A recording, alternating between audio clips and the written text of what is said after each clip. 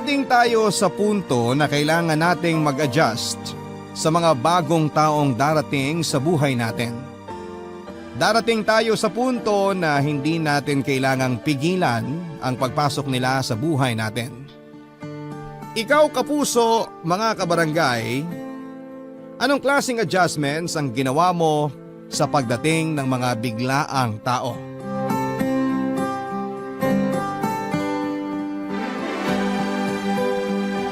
Dear Papa Dudut, ako nga pala si Lani ng Caloocan at nais ko sanang ibahagi sa inyo ang kwento namin ng aking stepson na si Ralph. 30 years old lamang ako noong naging kami ng kanyang 50 anyos na ama na si Brad. Nakilala ko si Brad dahil sa isang dating site at agad-agad ay nag-click kaming dalawa. Parehas kaming hiwalay sa mga asawa namin.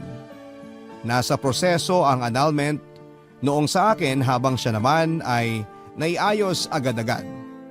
Kaya naman minamadali ko na rin noon ang pag-aayos nung sa akin dahil balak na naming magpakasal na dalawa. Wala naman na kaming hinahabol pa kaya dapat lamang naasikasuhin ko yon dahil seryoso na kami sa isa't isa, Papa Dudut. Nag-live-in na rin kami at nahingi na rin ito ang blessing mula sa pamilya ko at ganoon din ako sa kanya. Maliban na lamang doon sa nag-iisa niyang anak na noon ay 18 anyos pa lamang. Walang iba kundi si Ralph. Sa poder to ng kanyang ina nakatira at dumadalaw lamang ito sa kanyang ama tuwing wala itong masyadong ganap noon sa eskwela. Siya sana ang unang ipapakilala nito sa akin sa mga pamilya niya pero hindi nga natuloy noon dahil hindi magtugma ang schedule namin at sa schedule ni Ralph sa school. Inasahan ko naman na medyo matatagalan bago ko siya makilala dahil busy ito pero laking gulat ko nang sinabi ni Brad na pupunta na si Ralph sa aming bahay, Papa Dudut.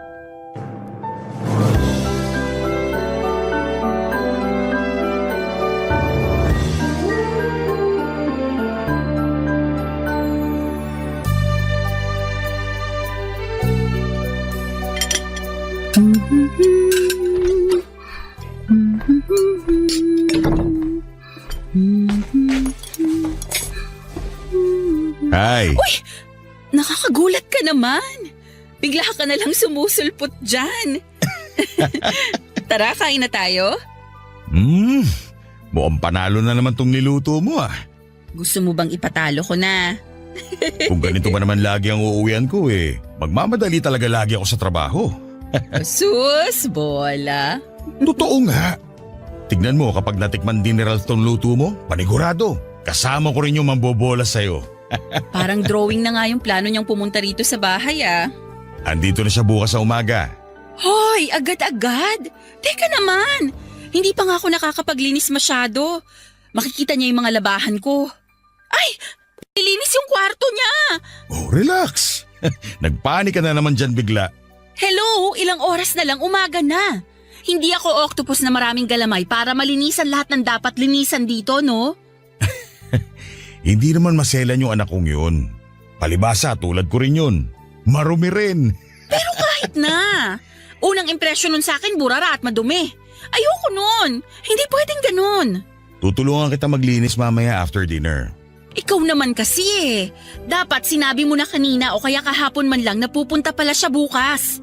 Dapat naman talaga hindi siya matutuloy bukas Kaso nag-cancel yung kaibigan niya dun sana sa lakad nilang dalawa bukas. Ayun, nabuksan yung schedule niya. Tinawagan niya ako tapos sabi niya pupunta na lang siya rito. Kakainis! Sana tinext mo man lang ako kanina habang nasa work ka. Gusto sana kitang i-surprise Kala ko matutuwa ka. Natutuwa naman ako pero kasi, syempre, dapat nagsabi ka talaga. Gusto ko syempre paghandaan tong unang pagkikita namin ng binata mo. Nakakatawa kang tignan. Para kang batang nakagawa ng kasalanan.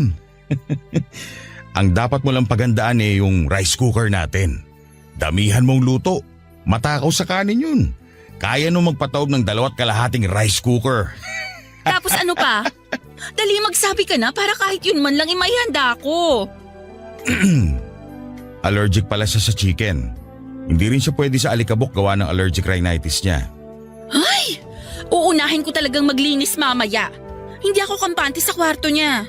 Pakiramdam ko, natamba ka na yun ng maraming alikabok eh. Kaya nga tutulungan kita eh.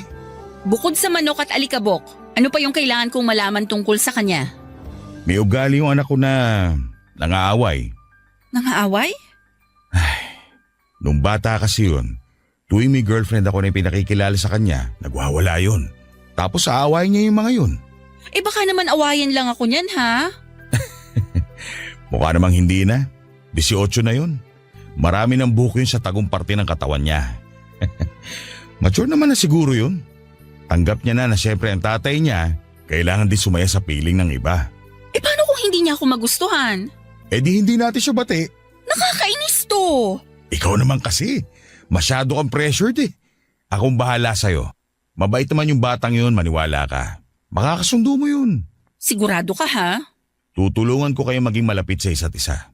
Akong bahala. Kain na tayo?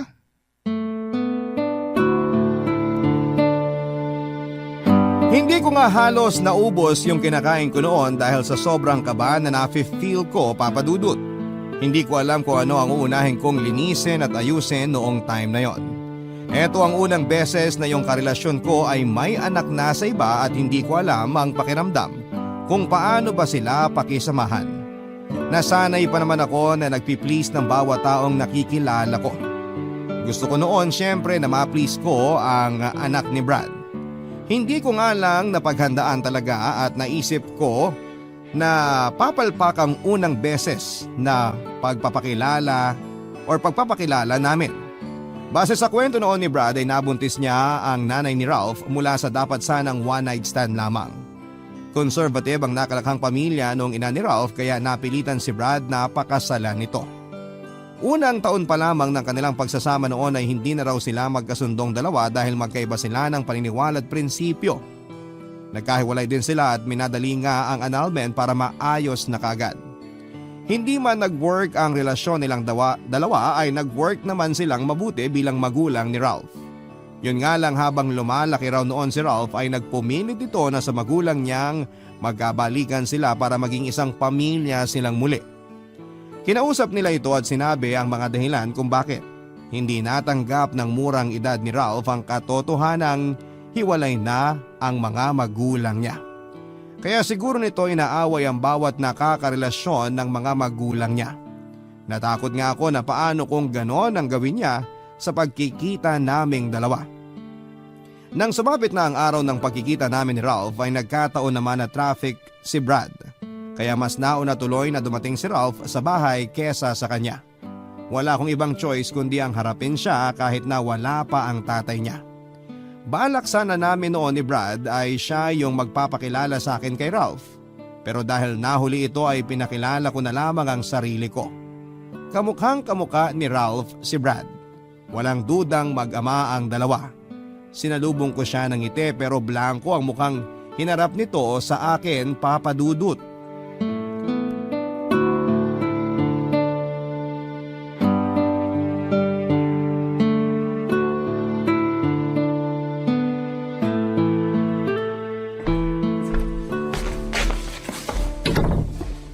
Ikaw na ba si Ralph?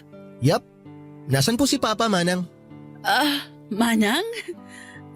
Na-traffic daw eh. Baka in 30 minutes nandito na rin yon. Punta po muna ako sa kwarto ko Sandali. Hindi pa kasi ako tapos maglinis doon. Okay lang ba kung dito ka muna sa sala maghintay? Ayos lang po kahit hindi pa malinis. Gusto ko na makita yung kwarto ko Sige. Ikaw ang bahala. Nasaan nga po pala yung girlfriend ni Papa? Yung si Lani? Ako ang girlfriend ng papa mo. Huh? Ako si Lani. Parang masyado naman atang OA yung pagkakadescribe sa'yo ni Papa. Ha? Paano OA? Sabi niya maganda ka raw. Artistahin. Tatay mo talaga? Oo nga. Minsan talaga sinungaling yun. Baka naman nagbibiro lang yung tatay mo nun. Mukha nga lang nagbibiro siya. Sorry Tita Lani. Kala ko po kasi kasambahay ka ni Papa. Ay wala yun, okay lang. Siyempre ngayon mo pa lang ako nakita, normal naman yun. Kasi yung damit mo eh. Yung itsura mo. Sorry ulit ah. Ayos lang yun. Pasensya na ha, naabutan mo akong naglilinis dito sa bahay. Hayaan mo, pagdating ng tatay mo, mag-aayos ako ng sarili ko. Okay na yan, kahit di ka na magayos. Dito lang naman tayo sa bahay eh. Huwag na kayo mag-effort magpaganda. Baka mahirapan pa kayo. Ano? I mean, baka matagalan pa kayo. Alam ko naman na kayong mga babae matagal kayo mag-makeup. Tsaka hirap kayong pumili ng isusuot yung damit. Tsaka ang dami yung ginagawang ritual na hindi naman importante. Okay. Grabe, sorry ah. Kahit ako natatawa na sinabihan kitang manang. Bakit naman kasi tsinempo mo na ganyan ang itsura mo sa pagdalaw ko? Hindi ka ba na-inform ni Papa? Kagabi niya lang kasi sinabi sa akin na pupunta kang araw. Hindi niya lang nasabi kung anong oras kaya hindi ako nakapaghanda agad. Okay. Siguro lagi talaga madumi dito sa bahay ni Papa. Anong ibig mong sabihin? Kasi kung laging malinis dito, di ka magmamadaling maglinis. Di sana di kita naabutan ng ganyan ang itsura mo. Di ba, tita? Nagkataon lang to. Madalas namang malinis dito. Nitong mga nakaraan lang hindi masyadong nakapaglinis. Kasi naging busy ako sa trabaho at saka… Okay na po yun. Di nyo naman po kailangan mag-explain. Hayaan mo at babawi ako sa'yo sa iluluto ko mamaya. Umorder na lang po kaya tayo. Di po kasi ako komportableng kainin yung luto ng taong kakakilala ko pa lang eh. Ako lang naman to. Hindi naman kita lalasunin eh. Paano ako makakasiguro? Joke! Kahit naman yung pinakamatindi kong kaaway, wala akong balak lasunin. Ikaw pa kayang anak ni Brad. Naniniguro lang naman. Tsaka sabi ko nga joke, di ba? So paano? Akyat muna ako sa kwarto ko ha. Pakikatok na lang ako kapag nandito na si Papa, Manang. Ay, tita pala. Sige. Hindi naging maganda ang unang impression ni Ralph sa akin at mas lalong hindi naging maganda ang unang impression ko sa kanya. Nayabangan ako at natalasan sa kanyang dila. Inisip ko na lamang na baka ganito lamang talaga siyang magsalita, may pagkaprangka. Hindi ko na masyadong dinibdib ang pangiinsulto nito sa akin dahil unang beses pa lamang naman kaming nakapag-usap noon. Baka naman sa mga susunod na beses ay maging komportable na kami sa isa't isa at mas makilala pa namin ang isa't isa. Pero hindi kasi kaagad nangyari yon, Papa Dudut. Nang mga sumunod na araw na nagstay siya sa bahay, palala ang ipinapakita niyang kagaspangan ng ugali sa akin. Hindi ko na noon alam ang gagawin lalo't naiipit ako sa pag-asang baka naman nag-a-adjust lamang ito at baka talagang hindi pa siya ready na makitang masaya ang tatay niya sa piling ng ibang babae. Na-challenge ako kung paano ko paaamuin noon si Ralph. Dahil sa tuwing pinipilit kong makipag-close sa kanya noon ay parang mas lalo naman siyang nagiging mailap sa akin. Hirap ako noon na ilugar ang sarili ko sa kanya, Papa Dudut. Sa mga kwento ng pag-ibig, kwento ng buhay at kwento ng pag-asa. Nasa Spotify na Barangay Love Stories. Pakinggan kahit kailan, kahit saan. Barangay Love Stories sa Spotify. Kinig na, kabarangay! Ang balak sana naming dalawa na pagstay noon sa araw ng pagstay noon ni Ralph sa bahay ay na-extend ng 8 araw. Ang nirason nito ay wala naman daw siyang masyadong gagawin sa school at gusto nitong bumawi sa oras sa kanyang ama. Dahil nga matagal silang hindi nagkita, Papa Dudut. Pero naging torture yun para sa akin lalo't pinaparamdam sa akin ng hayagan ni Ralph ang disgusto nito sa akin. Tuwing kami lang ang natitira noon sa bahay o hindi naman kaya ay wala sa paligid si Brad, ay kumukuha ito ng tiyempo para iparamdam na naiirita ito sa aking presensya. Hindi ko noon alam kung hanggang kailan ko kakayanin ang pinaparamdam nito sa akin. Pero para kay Ralph ay handa ko yung tiisin, Papa Dudut. Tulad na lamang noong minsang nagsabay-sabay kaming tatlo na mag-dinner. Tahimik nung una at masaya lamang. Natuwa ako noon na wala pang ibang hirit itong si Ralph tungkol sa akin. Wala kaming ibang pinag-uusapan kundi ang pag-aaral niya o di naman kaya yung napanood naming balita sa telebisyon. Maayos na sana noon ang agos ng gabi kung hindi lang biglang nagbukas noon ng topic si Ralph tungkol sa akin. Isang usapan na lumipas naman na pero binabalik pa niya papadudot.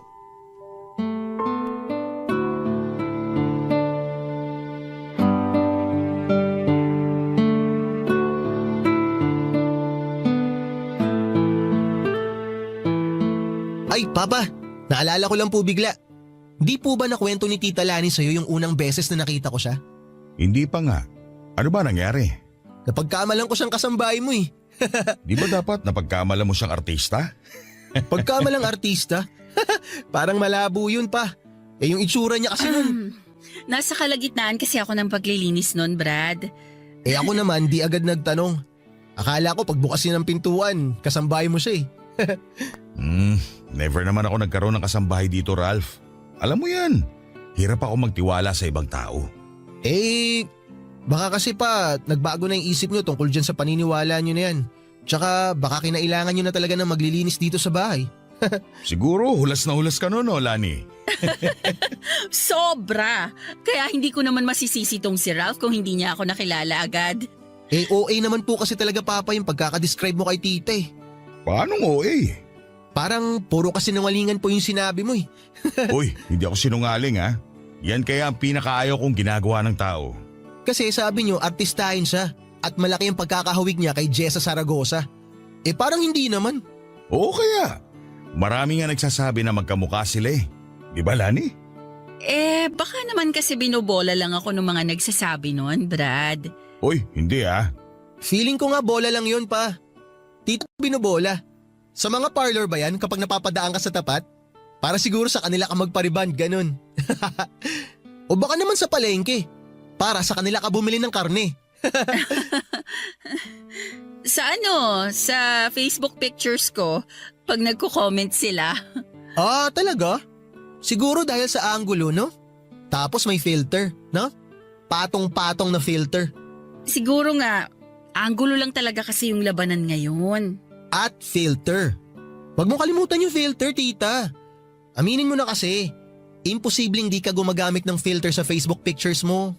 Paminsan-minsan kapag pakiramdam ko na hindi ako maganda. Sus, bakit naman sinasabi mo na hindi ka maganda? Maganda ka kaya? Kasi tuwing nakakakita ako ng magagandang babae sa Facebook, nawawalan ako ng kumpiyansa sa sarili ko. Bakit kailangan mo ikumpara ang sarili mo sa kanila? Lalo kung alam mong talo ka, no? Yung tipong kain na kain ka nung ganda nung babae, no? Joke! Hayaan mo na to, Brad. Issue lang to ng mga babae talaga. Ay, hindi pwedeng ganyan. Nakakainsulto yan sa akin bilang karelasyon mo. Parang ang pinapalabas mo hindi ako marunong mamili ng chicks eh. Hindi naman kasi ako chicks. Maraming pumila sa akin. Ikaw lang yung sinundan ko. Huwag ka nga dyan. Papa, ganyan din ba yung pambobola mo nun kay mama? Oh, bakit naman napunta sa mama mong usapan? Gusto ko lang malaman. Kasi ang ganda ni mama eh. Di na niya kailangan umanggulo. At mas lalong hindi niya kailangan gumamit ng filter. Maganda naman talaga ang mama mo, Ralph. At masaya ako na nakikita ng boyfriend ng mama mo na maganda siya. Kaya hayaan mo rin sana akong makita yung ganda ni Lani. Kasi para sa akin, wala nang mas gaganda pa sa kanya. Ikaw busog na ako sa pambobola mo. Dapat ka maimpatso ka na kasi sobra na.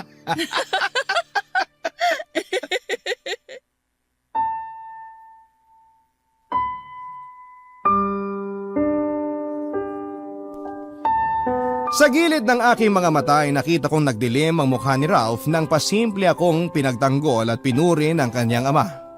Napansin kong nawalan din siya ng gana sa kanyang kinakain.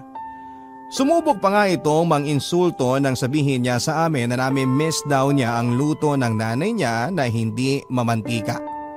Nagawa pa niyang ikumpara ako sa nanay niya na talaga namang nakapag-down sa akin noon. Hindi naman masyadong pinansin o dinamdam yon ni Brad. Nagkaroon ng tensyon sa pagitan namin ni Ralph at walang kamalay-malay noon ang kanyang ama. Kinabukasan after ng dinner na yon ay pagkaalis mismo ni Brad papunta ng work ay bigla akong pinuntahan ni Ralph sa kusina. Akala ko ay kukuha lamang siya noon ng iinumin sa ref nang bigla ako nitong harangin habang nag-aayos ako ng lalagyan ng mga recados. Nagtaka ako pero hindi ko magawang itanong kung ano ang kailangan nito. Nakatingin kasi ito ng masama sa akin at hindi ako komportable doon. Hinintay ko siyang magsalita noon at sabihin kung meron ba itong tinatagong problema sa akin, Papa Dudut.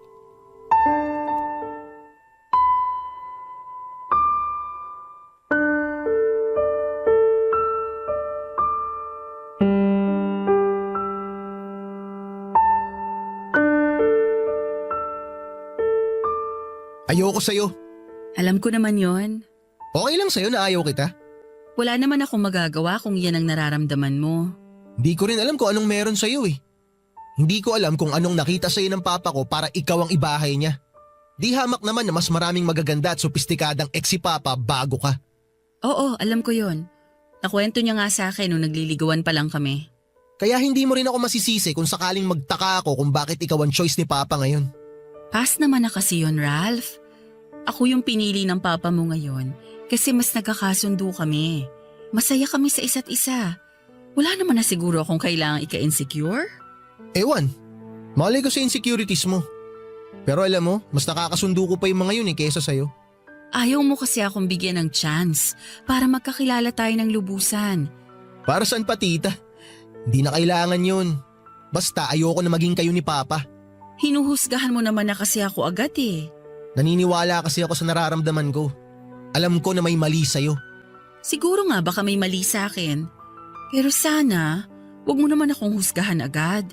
Actually, si papa ang ginajudge ko hindi ikaw. Ginajudge ko siya sa mga desisyon niya sa buhay. Ginajudge ko rin siya sa pagpili niya sa'yo. Hindi ko talaga alam kung bakit Ano kaya nakita niya sa'yo? Wala naman ako nakikitang special sa'yo. Bakit hindi na lang ang tatay mo ang tanungin mo dyan? Kahit anong piga mo sa akin, wala akong maibibigay na sagot sa'yo. Nakita mo na ba mama ko? Sa picture, Hindi lang sa picture maganda yun. mukha naman. Hindi ko talaga alam kung anong nangyari sa taste ni papa. Parang habang nagkakaedad siya, tumatabang yung panlasa niya sa mga babae. Bakit ba parang ang laking issue sa'yo ng itsura ko? Hindi lang naman itsura mo ang issue ko Buong pagkatao mo. Okay, bakit ba ang laking issue sa'yo ng buong pagkatao ko? Wala naman akong ginawang masama sa'yo Pinagsilbihan kita at nirespeto mula nung unang araw na dumating ka rito. Kahit nga harap-harapan mo na akong binabastos, hindi ko yun ibinabalik sa'yo. Dapat ko bang ipagpasalamat yun, tita? Basta, ayoko talaga sa'yo. Ayaw kita para sa papa ko. Choice ako ng papa mo. Gusto mo man o hindi, kailangan mong igalang kung sino yung pinili niyang mahalin. Parang ang hirap naman igalang ng choice ni papa. Lalo na kung ikaw naman yung choice na yun. Alam mo, dapat nga hindi ako nakikipagtalo sa'yo kung bakit ako ang mahal ng tatay mo. Maayos ang relasyon namin. Mahal namin ang isa't isa. Hindi ko na kailangang i-defend sa'yo kung bakit andito ako ngayon sa buhay niya. Alam mo, tita, useless lang na i-defend mo. Kasi kahit ano pa sigurong sabihin mo, hindi ako makikinig sa'yo. Yun na nga Bakit ko pa ba ipaglalaban sa'yo ang relasyon namin ng tatay mo? Ang importante sa amin, pareho kaming masaya sa piling ng isa't isa. Balang araw makikita mo yon. Balang araw, maiintindihan mo yon. Alam mo, tita, Kung wala ka ng ibang magandang sasabihin, hayaan mo na lang ako dito sa kusinang maglinis. Magluluto pa ako ng ulam natin mamaya. Magsabi ka na lang kung anong gusto mong lutuin ko at pag-aaralan ko.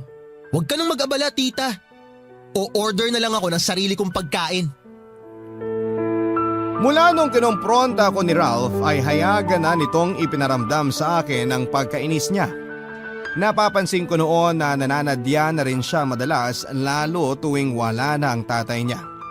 Nabuli niya ako sa sarili naming bahay ni Brad at sa totoo lang ay napipiko na rin ako noon at wala akong ibang magawa kundi ang iiyak na lamang iyon sa kwarto. Hindi ko naman magawang sabihin yon kay Brad dahil baka pagmulan lamang yon ng away ng mag-ama. Sinubukan kong itago ang lahat, sinubukan kong unawain si Ralph, Papa Dudut. Galing din naman kasi ako sa broken family at hindi rin naman gano'ng kadali na makita ang magulang mong may bago ng karelasyon at pamilya. Kung ano yung nararamdaman noon ni Ralph ay ganoon din naman yung naramdaman ko dati sa magulang ko. Ang pinagkaiba lang namin marahil ay hindi ako nagsalita at di ako gumawa ng masama sa mga nakarelasyon ng magulang ko. Nanahimik ako at Ibig, kwento ng buhay at kwento ng pag-asa. Nasa Spotify na, Barangay Love Stories. Pakinggan kahit kailan, kahit saan. Barangay Love Stories sa Spotify. Kinig na, kabarangay! Nagpa-extend pa ng ilang araw muli itong si Ralph at parang pakiramdam ko noon ay hindi siya uuwi hanggat hindi niya nasasagad ang galit ko. Napansin kasi nito na kalmado lamang ako sa tuwing pinaparamdam niya sa akin ang galit nito. Hindi ko galing pumatol talaga, Papa Dudut. Kaya siguro naiinis ito sa tuwing dinededma ko noon ang kagaspangan ng ugali niya.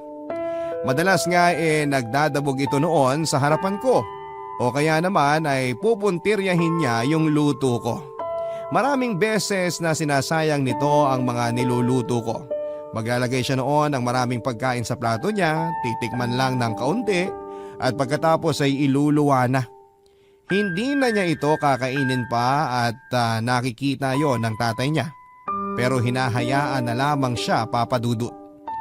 Nang mas tumagal nga ay mas lumakas pa ang loob nitong bastusin ako kahit kaharap niya ang tatay niya. Naisip niya marahil na mas maganda kung papatulan ko ang pangbabastos na ginagawa niya sa harapan ng tatay niya. Gusto niya sigurong pumitik ako noon sa harapan ng tatay niya para makita ang worst side ko. Tulad na lamang noong minsang nagbemeryenda kami isang hapon ng Sabado, Papa Dudut.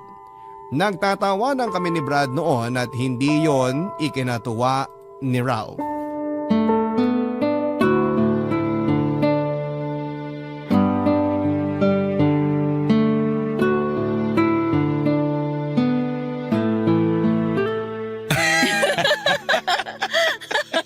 Naalala ko tuloy yung bibingka na binili natin nung sa Tagaytay. Ay, oo, di ba? Ay, Kadiri, ayoko na maalala. Ako rin Change topic na. Buti naman at naisipan yung dalawa na mag-change topic. Para lang akong pasong pang display dito eh. Sobrang na-open na ako. Hindi ako makarelate sa mga pinag-uusapan nyo. Sorry, Ralph. Ano ba yung pwede natin pag-usapan para naman makasali ka? Kahit wag nyo na ako isali pa. Kung hindi nyo naman talaga ako gustong i-involve sa usapan nyo, di wag. Bakit naman ganyan ka kung magsalita? Hindi naman namin sinasadya kung madala kami sa usapan namin kanina tungkol sa bibingka. Saka ilang beses ka naman naming pinilit isali sa ibang usapan. Ikaw tong may ayaw. Kasi ayaw kitang kausap. Excuse me? Nandito ako sa bahay para makipag-bonding sa tatay ko.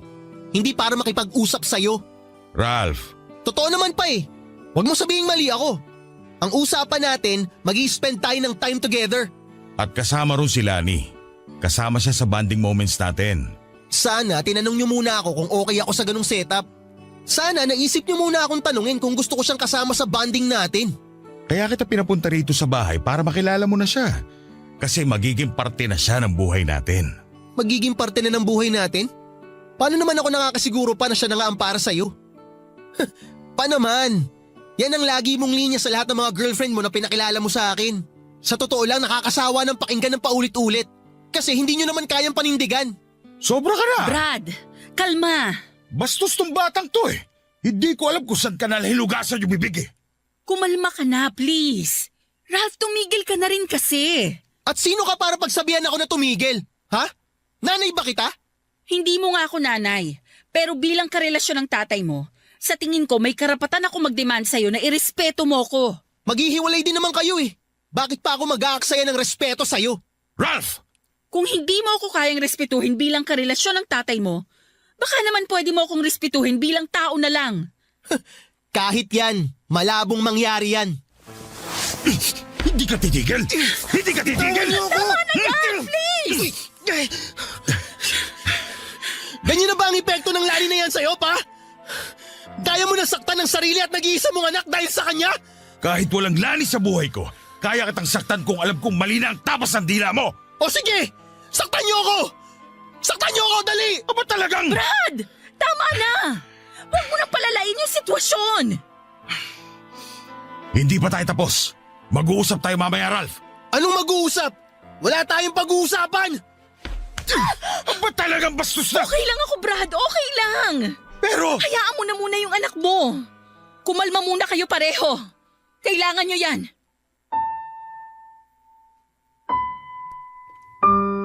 Matapos ang away na yon, Papa Dudut, ay umalis kaagad si Ralph at hindi namin alam kung saan siya nagtungo.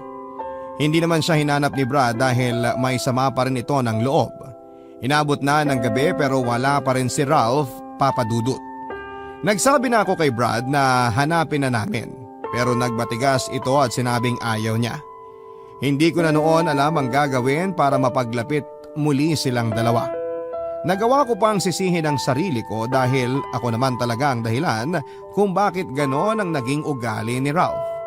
Naiintindihan ko naman siya pero hindi ko alam kung hanggang saan aabutin ang pasensya ko sa kanya. Makalipas ang ilang oras nang mapansin kong medyo umuoki na ang mood ni Brad ay nilapitan ko siya.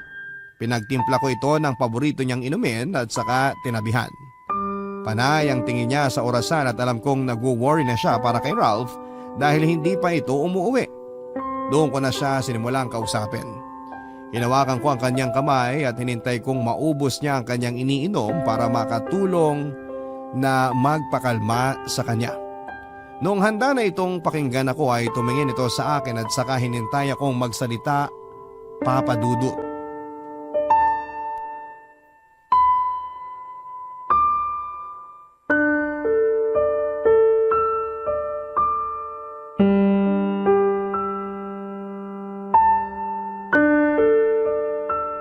Hindi ako natuwa sa nangyari kanina, ha? Kahit ako naman. Sana hindi mo na lang pinatulan yung galit ng anak mo. At ipapatulan sumusobra na nga, hindi ba? Kalaban niya hindi ko alam yung mga pasimpleng bastos na hirit niya sa'yo. Pinalagpas ko lang yun para hindi masira ang bakasyon niya rito. Pero yung kanina… Oo, alam ko. Sobra na nga yung kanina. Pero sana maintindihan mo na nag-a-adjust pa yung anak mo sa idea na may bago ka ng karelasyon, na meron ng ako. Mag-a-adjust pa ba siya? Habang lumalaki siya, iba't ibang karelasyon ko na yung nakilala niya at lahat yun binastos niya. Hindi na yung problema sa adjustment Makasarili lang talaga siya. Bata pa kasi. Hindi rason yun. Marami akong kaibigan na kapareho ko ng sitwasyon. Pero tanggap ng mga anak nila na may karelasyon na silang iba. Bakit hindi niya yun magawa? Lahat naman ginawa ko para ibigay sa kanya lahat ng kailangan niya. Para hindi niya isipin na kulang ang ibinibigay ko sa kanya. Para hindi niya maisip na lahat inaabot ko sa mga nakakarelasyon ko. Alam ko naman yun. Pero hindi kasi solusyon na pantayan mo yung galit niya Masisisi mo ba ako?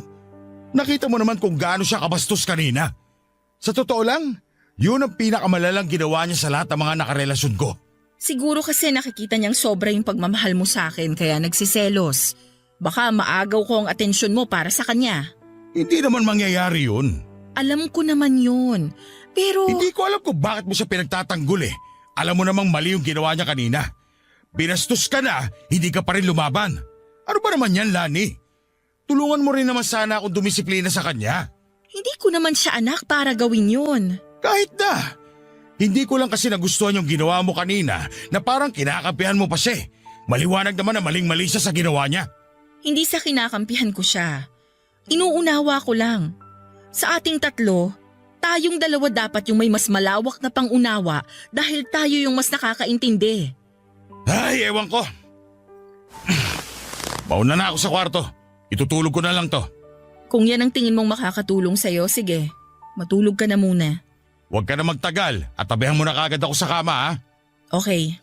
Liligpitin ko lang itong mga kalat sa mesa tapos susunod na ako sa kwarto.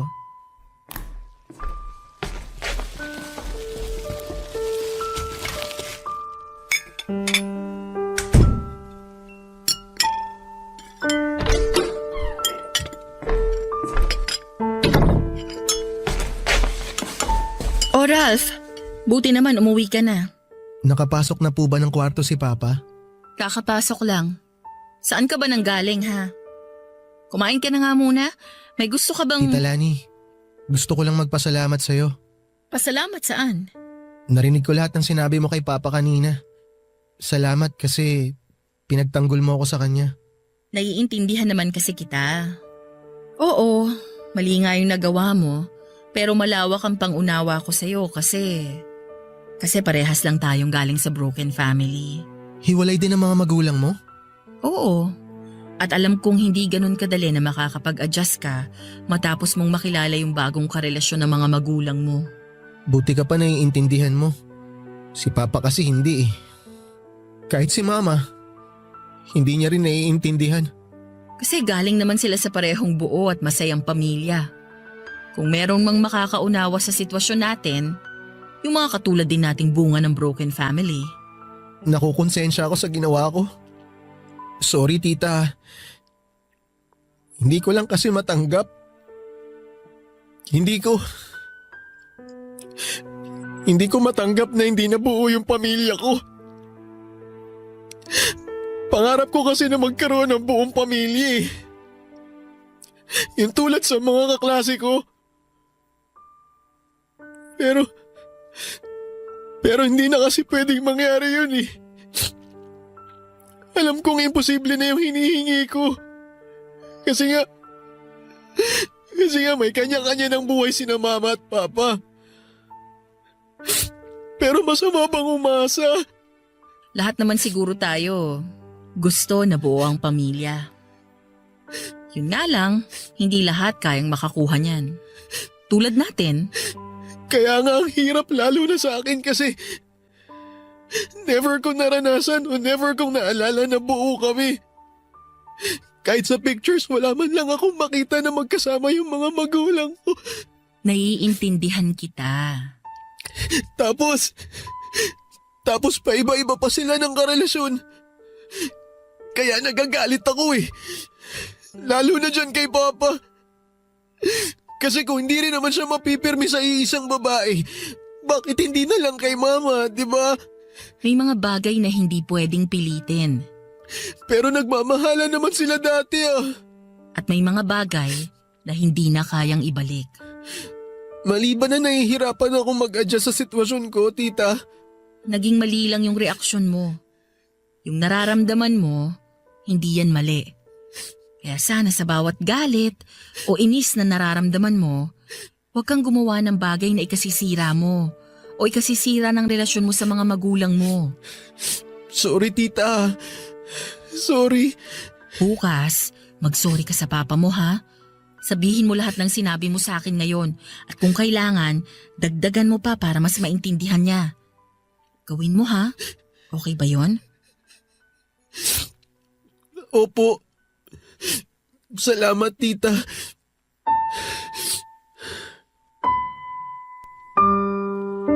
Nagulat ako nang bigla akong yakapin ni Ralph, Papa Dudut.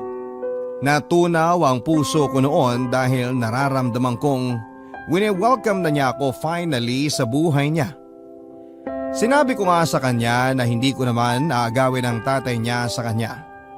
Hindi naman ibig sabihin na porke ando na ako sa eksena, makakasagabal na ako sa kanila. Kung meron mang ibang mangyayari, iyon na yung madadagdagan lamang siya ng taong nagmamahal sa kanya. Natuwa ito at mula noon ay naging maayos na kaming dalawa, Papa Dudut. Mas naging close pa nga ata ito sa akin kesa sa ama niya. Sa ngayon ay 3 taon na kaming kasal ni Brad at meron na rin kaming isang anak na babae na talagang naging close kay Ralph. Balak na rin naming sundan ang panganay namin oras na matapos ang pandemya. Hindi na kami nagkaproblema pa kay Ralph dahil natanggap na nito ang sitwasyon namin. Kinailangan lang talaga naming ipaunawa sa kanya lahat ng mga nangyayari.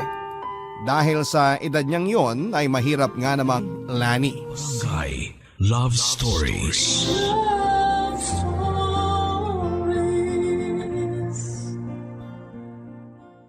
Barangay LS 97.1 97.1 Number 1 Forever.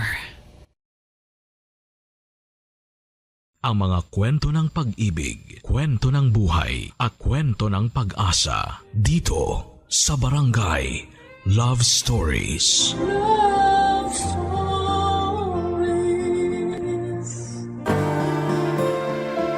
Magpakabuti tayo hindi lamang sa isang tao, kundi sa lahat. Dahil kung meron tayong kinikilingan, mapapagod sila na tayo ay pakisamahan. Ikaw, kabarangay, mabuting tao ka ba?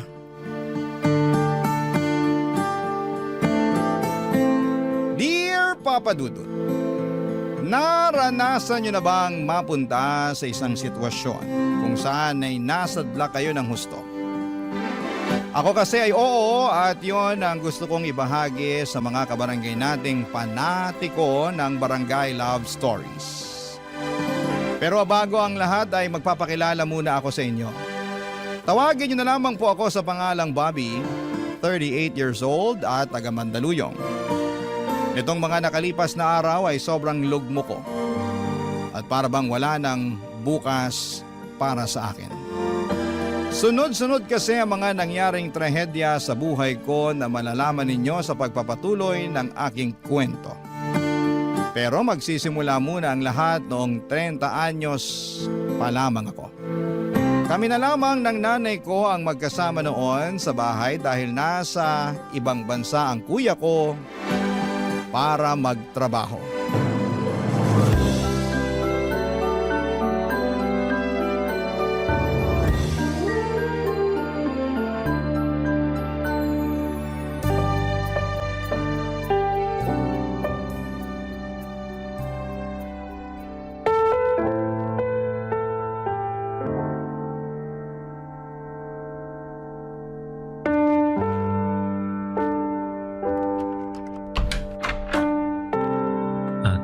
Nay?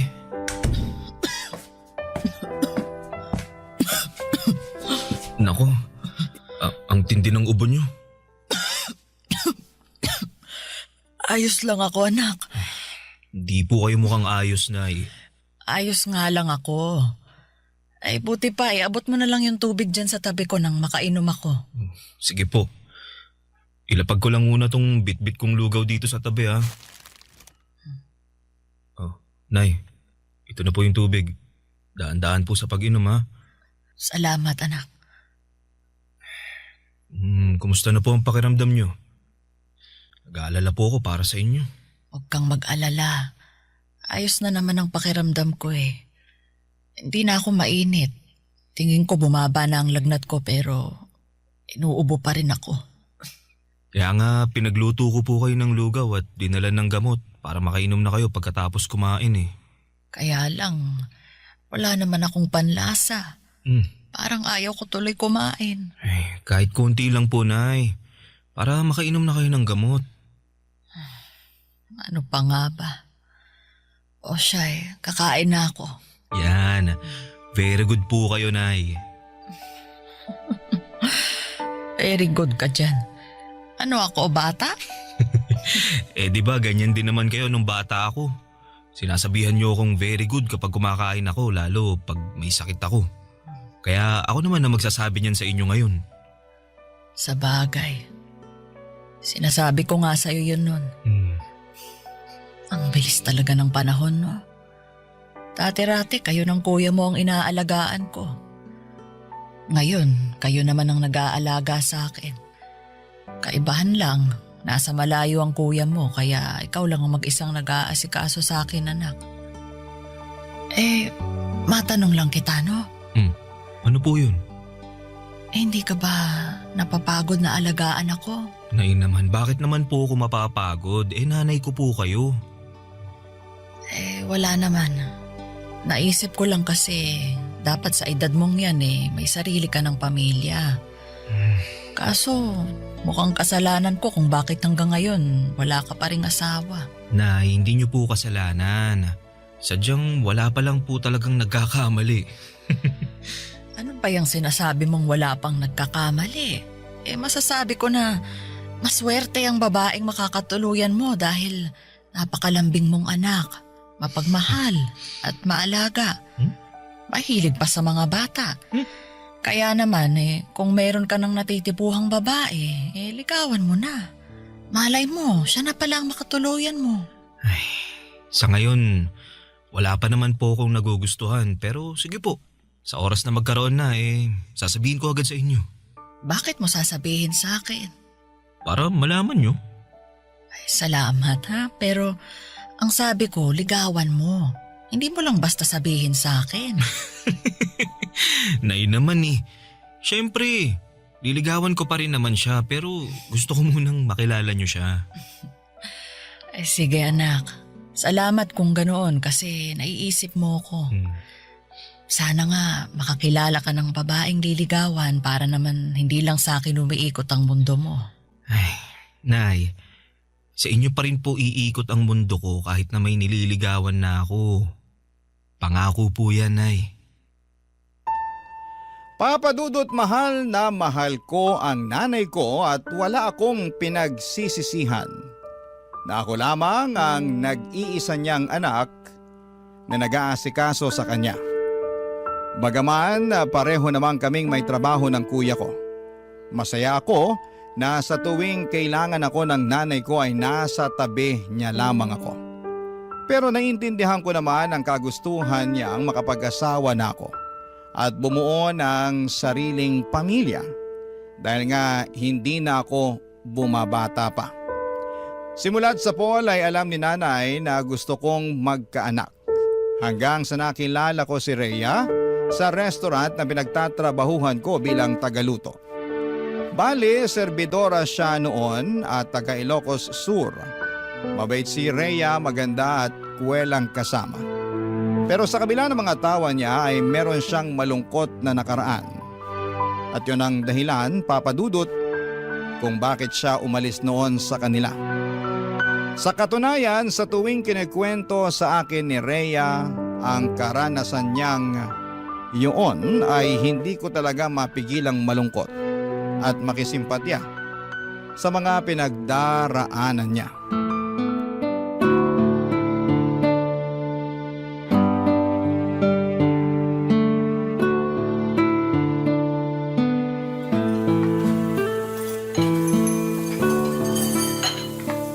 Kaya ayun, nangako ko sa sarili ko na magsisikap para umasenso sa buhay. Kaya nga kahit mahirap at wala akong kaalam-alam sa magiging buhay ko rito sa Maynila nakipagsapalaran pa rin ako. Gusto ko pagbalik ko sa Ilocos ibang Rhea na ako. Hindi ko naman hangad na yumaman pero gusto kong magkaroon ng komportableng buhay. Kaya lalo mo ako napahanga Ang lakas ng fighting spirit mo. Uy, thank you pero kailangan Malay mo. Meron pang magandang buhay na naghihintay sa'yo pag nagpatuloy ka. Ay, sana nga meron. Pero ewan ko. Minsan, hindi ko pa rin mapigilang mawalan ng pag-asa. Lalo't parang ang layo-layo ko pa rin sa mga pangarap ko. May iba ka pa bang pangarap bukod sa mabigyan ng maayos na buhay yung mga magulang mo sa probinsya? Gusto ko rin makakilala ng lalaki na magiging katuwang ko sa buhay. Yung mamahalin ako at aalagaan. At magkakaanak, syempre. Lalo't hindi na ako bumabata, di ba? Baka kumunat na tong matres ko pag pinatagal ko pa ang pagbubuntis. Sobra ka naman sa kumunat. Para namang chichirya lang na nahanginan. Uy, seryoso ako dun Kung kayong mga lalaki walang problema sa pagkakaroon ng anak kahit may edad na kayo, ibahin nyo kaming mga kababaihan. Hindi naman sa nilalahat ko, no? Kasi meron pa rin namang mga babae na nabubuntis pag umedad na ng 35 pataas. Pero madalas nahihirapan na talaga. Ganun ba yun? Oo. Kaya nga sana makilala ko na rin yung matinong lalaki na makakatuwang ko sa buhay. Naniniwala kasi ako na may inilaan ng Diyos na makakapareha natin sa buhay na to. Ikaw ba? Ganun din ba ang paniniwala mo? Oo. Bakit parang hindi ka pa sigurado? Naniniwala naman ako pero mas naniniwala doon ang nanay ko. Kaya nga pinaghahanap na niya ako ng mapapangasawa dahil tumatanda na daw ako. Talaga? Anong sagot mo? Yun, sabi ko, sige. Kung may makikilala ako at magugustuhan ko liligawan ko na tapos ipapakilala ko agad sa kanya. Yun, natuwa naman at sobrang excited. Ewan ko ba dun? Ganun lang siguro talaga ang mga nanay. Sobrang excited na magkaroon ng apo. Ay, bigla ako tuloy na miss ang nanay ko. Kumusta na kaya siya?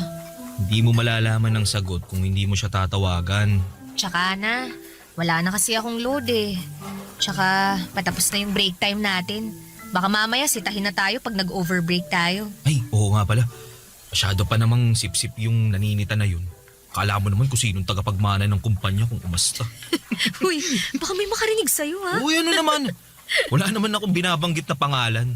Bato-bato na lang sa langit. Ang mag-react, pangit.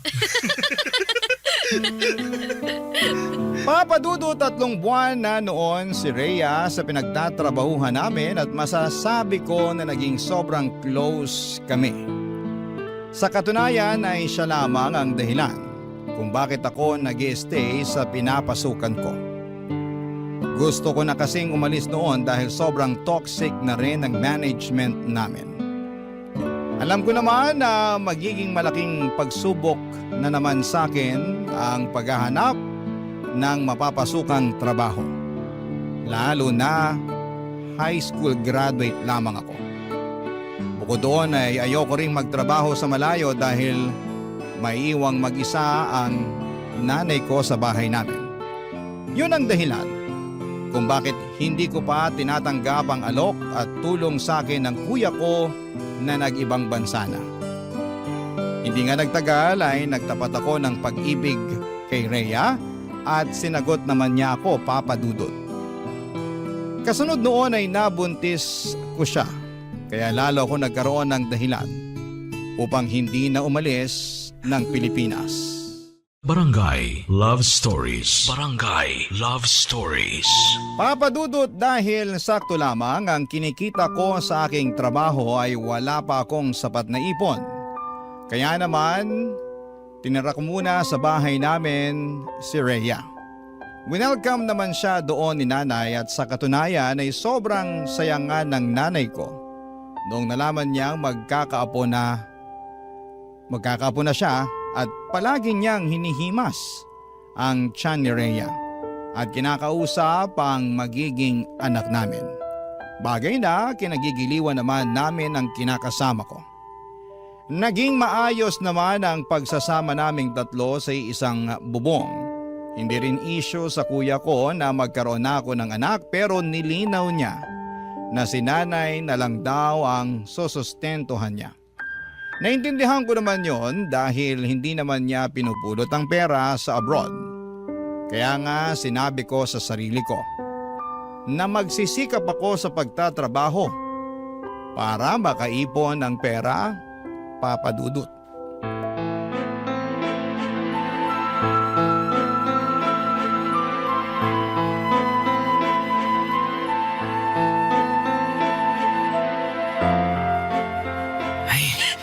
Nay!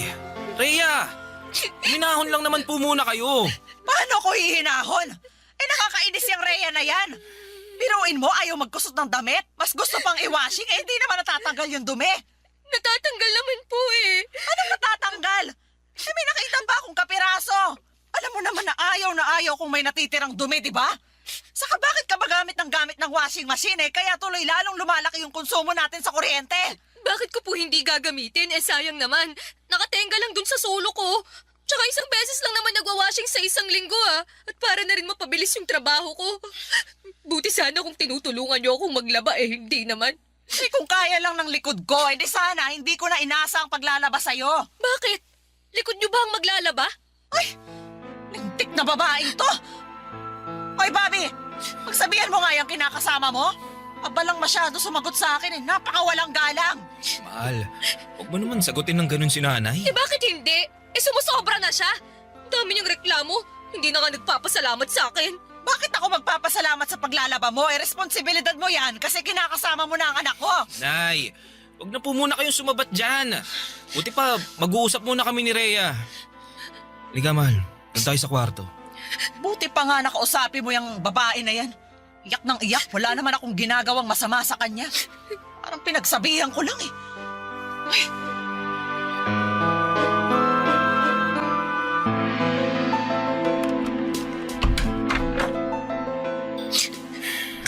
Ayos ka lang ba, mahal?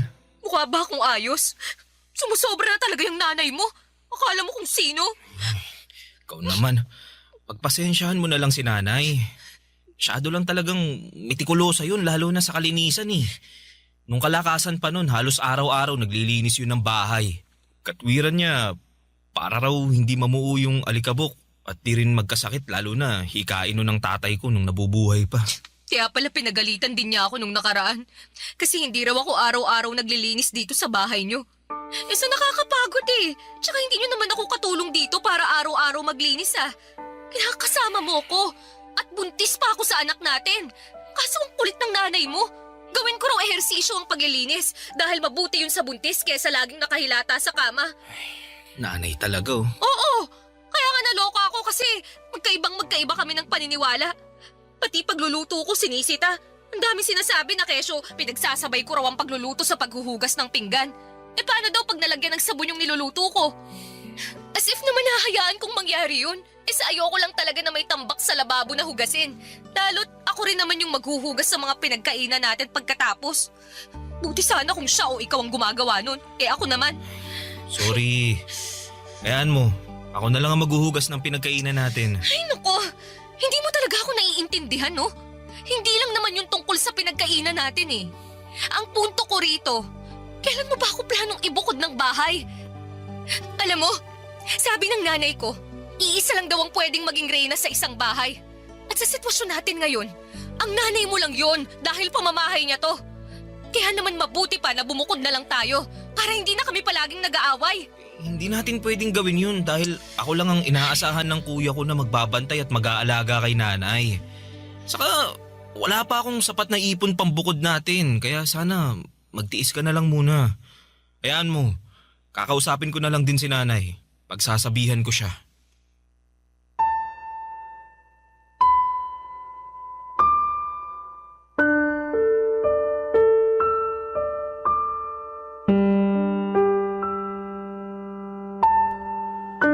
Papadudot, naiintindihan ko naman ang pinanggagalingan ni Rhea. At kahit na gustuhin ko na siyang ibukod ng tirahan ay hindi ko naman magawa dahil nga maiiwang mag-isa ang nanay ko. At ayoko ring mangyari yon kasi ako lamang ang inaasahan ni kuya na magbabantay at mag-aalaga sa kaisa-isa naming magulang. Kaya naman sinabihan ko na lamang si Rhea na magtiis dahil hindi rin naman ibang tao ang nanay ko. Nakita ko naman na sa abot ng makakaya ni Rhea ay hinabaan niya ang kanyang pasensya. Pinakisamahan niya ng maayos ang nanay ko. Hindi rin naman sila palaging nag-aaway. May mga pagkakataon din na may pinagkakasunduan sila. Kaya naman masaya ako. Hindi nga nagtagal, Papadudot, pinanganak na nga ni Rhea ang baby namin. At masasabi ko na isa yon sa mga pinakamasayang sandali ng buhay ko. Ngunit doon pa lang pala magsisimula ang pinakamalaking pagsubok na pagdadaanan namin.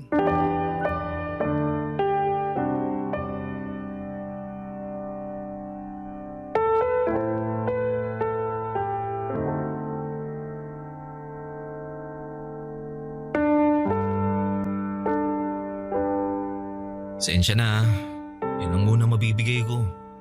Dami ko kasing kaltas, mga reklamo ng customer, ganun. Ha? Bakit nagre-reklamo sila? Di raw masarap ang luto ko, ganito, ganyan.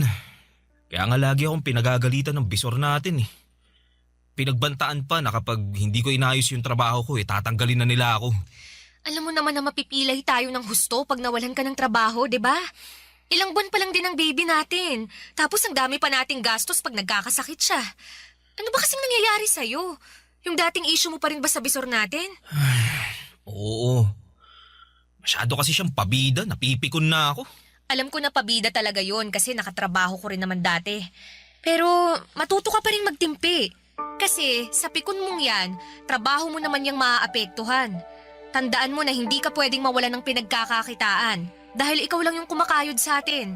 Tapos marami rin tayong gastusin sa anak natin. Oo, yun na nga eh. Pakiramdam ko, di na tayo nakakausad dahil sa nangyayari. Napapagod na ako pero wala akong karapatan na magpahinga. Kung pagod ka, mas pagod ako. Dahil hindi lang anak natin ang inaasikaso ko.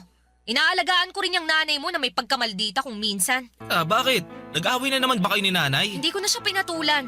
Pero ngumalngal na naman sa akin nung nakaraan. Tungkol saan daw? Sobrang tigas daw kasi nung patatas na niluto kong chicken curry. Hindi raw niya makagat. Nung tininidor ko naman, malambot naman eh. Yun pala, hindi lang niya nasuot yung pustiso niya. Kaya ang ending, dinurog ko na lang yung patatas para makain niya. Pero ang dami pa rin sinabi, nakakarindi. Pagpasensyahan mo na lang si nanay. Alam mo naman na matanda na yun eh. Ganun ba talaga kapag matanda? Nagiging reklamador na wala sa lugar? Hindi ko alam pero tatanda rin naman tayo eh. Ilagay na lang natin yung sarili natin sa sapatos ni nanay. Ay nako, basta ako. Hindi ako magiging toxic na matanda kagaya ng nanay mo. Sobra ka naman sa nanay ko. Kaya nga gusto ko nang bumukod na tayo eh. Para wala nang problema. Pangako, hindi mo na ako maririnig magreklamo tungkol sa nanay mo. Di ba? Nag-usap na tayo tungkol sa bagay na yan. Ay nako, oo nga pala. Ayaw mong bumukod kasi ayaw mong iwanan ng nanay mo. Bla bla bla bla bla. Diba? Ewan ko ba naman sa'yo at naisip mo na naman yan. Kita mo ngang hirap na hirap pa tayo sa pera. Pag nandito tayo, mas makakatipid tayo sa pagbabayad ng renta. Nakatipid nga tayo sa pagbabayad ng renta.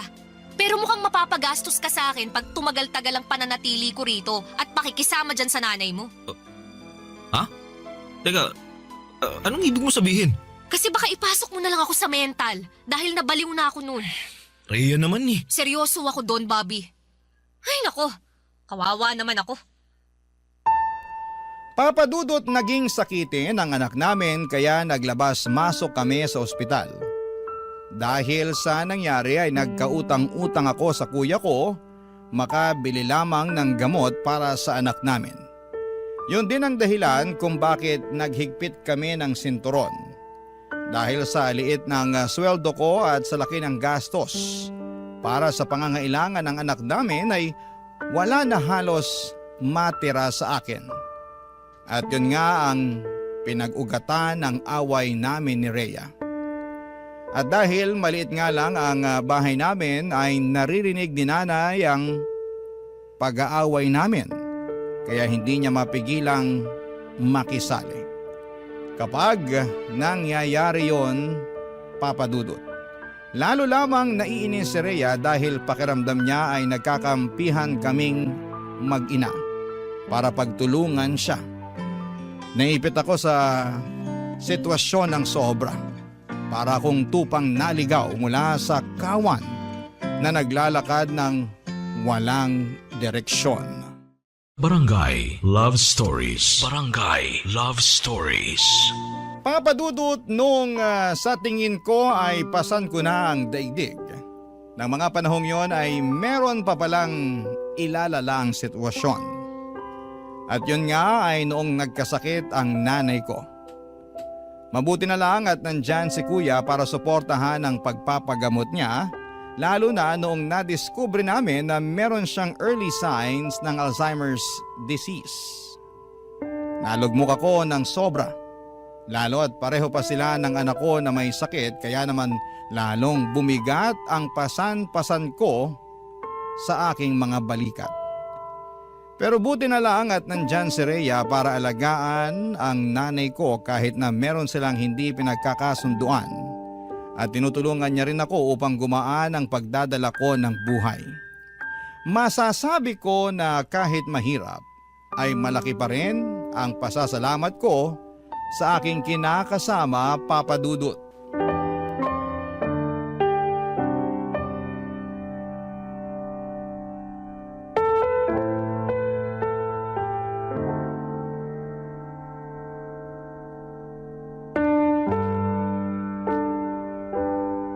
Dahil sa sabay na pagkakasakit ni nanay at ng anak natin, napag-isip-isip ko na tanggapin na yung alok na tulong ni kuya para makapagtrabaho ko sa ibang bansa. Ano? Aalis ka? Oo, sana. Wala talaga akong mapapala kung dito lang ako magtatrabaho sa atin. Tsaka di ba, gusto mo na maghanap ako ng ibang mapagkakakitaan na mas malaki ang sweldo? Ito na yun. Oo nga, pero iiwan mo talaga ako rito sa nanay mo. Anong ibig mo sabihin? Anong ibig kong sabihin? Hindi pa ba halata na pag umalis ka, may iiwan ako rito para alagaan ng nanay mo habang inaalagaan ng anak natin? Konting sakripisyo lang naman. Anong konting sakripisyo pinagsasasabi mo? Nagsakripisyo na ako, Bobby. Inalagaan ko na ang nanay mo, pero baka nakakalimutan mo na may sakit siya. Mas mahirap na siyang alagaan kaysa sa anak natin dahil minsan nagiging bayolente na siya. Ilang beses na niya kaya akong nasaktan, pero binabaliwala ko lang kasi nga may sakit siya. Alam ko naman yun, kaya nga nagpapasalamat kami ni Kuya kasi nandyan ka eh. Hindi pa lang talaga namin kayang kumuha ng ibang magbabantay at mag-aalaga kay nanay. Kaya ako na lang, kasi nakakalibre kayo sa akin, ganon. Naman sa ganun, Rhea. Totoo naman eh. Napakakuripot niyang kuya mo. Manong man lang kumuha siya ng ibang tao na mag-aalaga sa nanay niyo. Kasi nanay niyo naman yan eh. Hindi ko naman nanay yan. Nanay ko nga dun sa probinsya may sakit din eh. Pero hindi ko magawang alagaan. Buti sana kung wala tayong anak, Bobby. Pero alagain din yun. Tapos ngayon aalis ka. Iiwan mo ako rito mag-isa, ha? Anong gusto mong gawin ko? Manatili rito tapos araw-araw tayo mag-aaway dahil maliit lang ang sweldo ko. Akala ko pa naman gusto mong umasenso tong pamilya natin. At ngayon na may pagkakataon na tayo na makaluwag-luwag, ganyan ka naman umasta. Imbis na suportahan mo ako, mas inuuna mo pang bilangin yung paghihirap mo. Hindi ako nagbibilang ng paghihirap ko, ha? Hindi raw. Sa inyo nakikita ko eh. Kasi yun ang gusto mong tingnan. Ni minsan ba, pinasalamatan mo ako sa pag-aasikaso ko sa nanay mo at sa anak natin kahit na pagod na ako? Hindi naman, di ba? Kasi para sa inyo ng kuya mo, responsibilidad ko na alagaan yung nanay nyo dahil nakatira ako sa pamamahay nyo. Yun nga ang rason kaya gustong-gusto ko nang bumukod tayo. Kaya lang atrasado ka naman dahil sa nanay mo. Nanay ko ang pinag-uusapan natin dito ha. Hindi siya ibang tao kaya magdahan-dahan ka sa mga sinasabi mo tungkol sa kanya. Wow naman, ha? Nakakatouch naman na napakabuti mong anak sa nanay mo. Pero hindi ka naman mabuting kinakasama. Bawiin mo yung sinabi mo! Ayoko nga! Bakit ko babawiin? Totoo naman lahat ng yon. Buti pa dyan ka na. Saan ka pupunta? Sa kwarto. Tutulog na kasi baka bigla pang bumangon yung nanay mo at makisali sa away natin. Magkakampihan lang kayo. Kawawa naman ako sa inyo.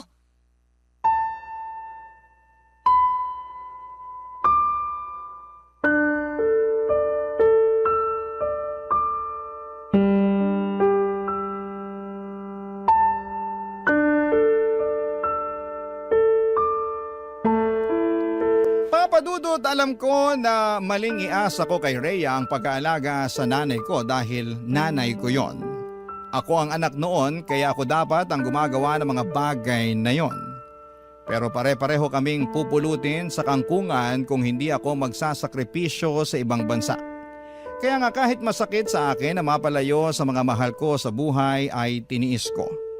Nagpakabingi ako sa iyak ni Rhea at pagtutol niya na umalis ako dahil desidido akong ituloy ang pag-abroad ko. Natuloy nga ako sa ibang bansa sa tulong ni Kuya at masasabi ko na malaki ang pag-a-adjust na ginawa namin ni Rhea. Palagi kaming nag-uusap sa video call kahit na magkaibang oras sa mga bansa na kinakaroonan namin. Nagbabalitaan at nagkukumustahan at laging sinasabi ng kinakasama ko kung gaano na siya kapagod sa pag-aalaga kay nanay at sa anak namin tapos ay nami-miss pa niya ako. Pero ang sagot ko lamang ay kaunting tiis na lamang muna. Hanggang sa dumalang na lamang ang pag-uusap namin dahil naging busy na ako sa pagtatrabaho. Makalipas nga ang 3 taon ay natapos na ang kontrata ko pero imbes na bumalik sa Pilipinas ay nag-extend ulit ako sa pagtatrabaho ko. Bagay na pinagtalunan namin ng matindi ni Rhea. Gusto na niya kasi akong umuwi at magtrabaho na lamang sa Pilipinas dahil nga sa hirap na siya sa pag-aalaga sa nanay ko na noong mga panahong yon ay lumalala na ang sakit. Pero natakot akong umuwi sa Pilipinas para magsimula ulit. Kaya nanatili lamang ako sa abroad. Makalipas nga ang maraming taon ay nakaramdam na ako ng kapaguran at pagkamis sa mga minamahal ko sa buhay. Doon ko naisip na gusto ko nang umuwi para makasama ang nanay ko at ang aking mag-ina. Ngunit iba ang nadatnan ko sa aking pagbabalik sa Pilipinas.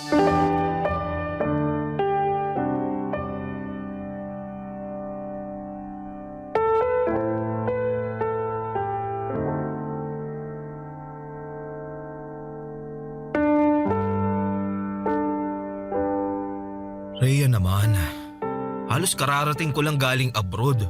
Tapos malalaman ko na lang na gusto mo kaming iwanan ng nanay ko. O bakit hindi? Ang tagal kong hinintay ang pagbabalik mo para may mapag-iwanan na ako dyan sa nanay mo. Kahit naman paano may konsensya pa rin ako. Dahil ayoko siyang ipagkatiwala kung kani-kanino. Ngayon na nakabalik ka na, aalis na ako. Iiwan ka na namin ng anak mo. Rhea, parang awa mo na. Huwag kayong umalis ng anak natin. Paano na lang ako pag nawala kayo? Sino na lang ang makakasama ko mag-alaga kay nanay? Tagapag-alaga lang talaga ng nanay mong tingin mo sa akin, no? Di naman sa ganun. Anong hindi sa ganun? Ganun yun! Ilang taon kong inalagaan ng nanay niyo, Bobby. Ni ha, ni ho, wala akong narinig sa inyo ng kuya mo. Ilang taon mo rin akong narinig na nagsabi sa'yo na napapagod na ako. Pero hindi mo ko pinakinggan. Ang tagal mo sa abroad, pero hindi man lang pumasok sa kokote mo na maghanap ng mag-aalaga sa nanay niyo, no? Sinamantala niyo talaga na makatipid kasi nandito naman ako. Ang kakapal ng mukha niyo. Sana pala siningil ko kayo sa ilang taon kong serbisyo sa magulang niyo. Tawarin mo kami, Rhea. Hindi naman namin sinasadya. Pwes patawarin mo rin ako kung mas gusto ko na lang iwan kayo. Dahil pagod na ako sa inyo. Di ba natin pwedeng ayusin yung pamilya natin?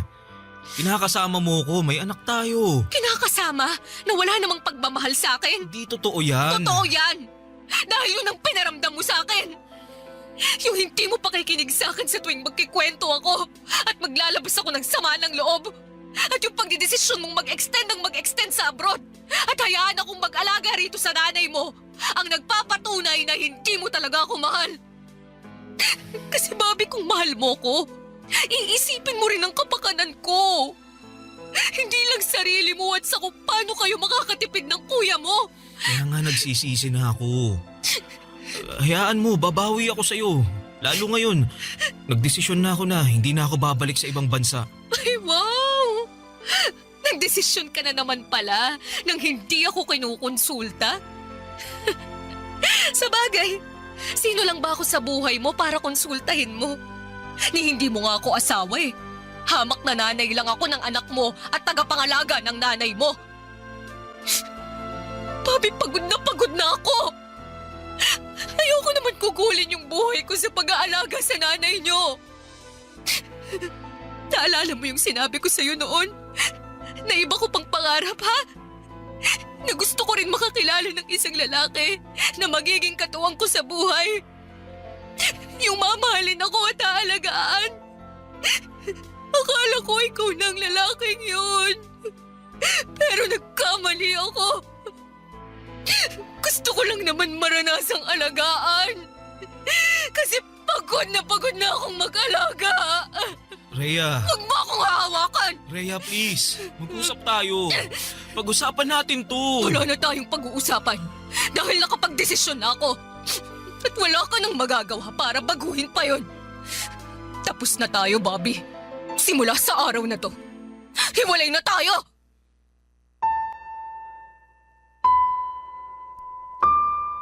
Papadudot, wala akong nagawa noong nag-alsabalutan na si Rhea at tuluyan nang umalis sa bahay namin kasama ang aming anak. Hindi ko na sila napigilan pa, lalo at kasabay noon ay nagwala si nanay kaya kinakailangan ko siyang intindihin. Durog na durog ang puso ko dahil sa pangyayaring yon, lalo na at hindi yun ang tagpong inaasahan kong dadatnan pag uwi ko sa Pilipinas. Makaraan ng isang linggo ay nabalitaan ko na lamang sa dati naming katrabaho na meron na palang bagong kinakasama si Rhea. Galit na galit ako. Pero naisip ko na baka yung taong yun lang din ang nasa tabi niya noong mga panahong wala ako at hindi siya pinakikinggan. Kaya nga mas lalo lamang akong nasaktan at sumama ang loob sa aking sarili. Kasalanan ko talaga kung bakit ako iniwan ni Rhea. Akala ko, Papadudot, ay wala nang isasakit pa ang nangyari sa buhay ko. Pero neto lamang Hunyo ng taong ito ay biglang namatay ang nanay namin.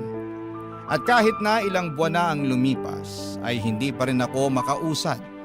May mga gabi na lagi akong nagdarasal.